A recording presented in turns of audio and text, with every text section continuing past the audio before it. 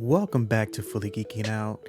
Today I have the Elgato Stream Deck Mach 2. This has quality of life improvements, and I got this so I can use it to edit my videos. And let's just check it out. Let's open it up.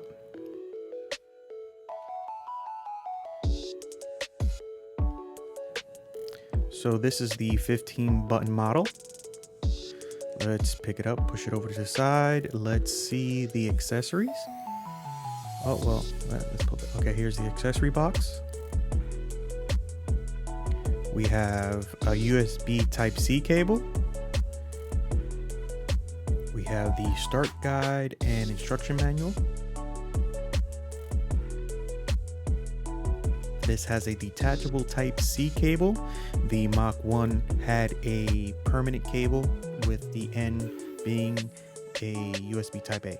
So let's take a look at the Stream Deck itself. The Stream Deck has multiple faceplates that you can detach. That is a difference from the Mach 1. So you can have a customizable faceplate, and that's where the USB Type-C cable goes in. The Mach 2 also has a permanent stand that does not adjust to different angles. The Mach 1 did have one. I heard some complaints that the Mach 1 stand was very flimsy. It would not stay in the angle that you put it in.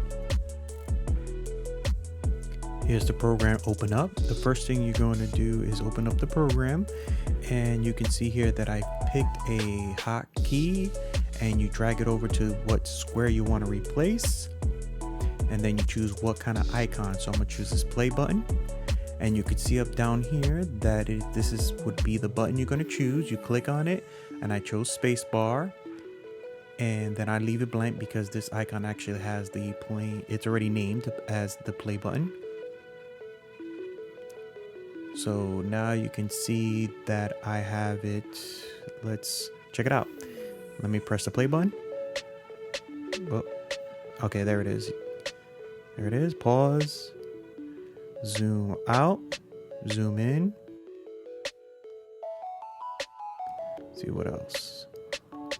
Have crop here. This is the blade. Let me move down. Let me move the. There it is. See that I have the blade. The snip tool. There you go. See. I can go back to a pointer, back to a blade tool. If you enjoyed this video and you found it informative, hit that like button. Please comment, subscribe, and I see you guys on the next one. Peace.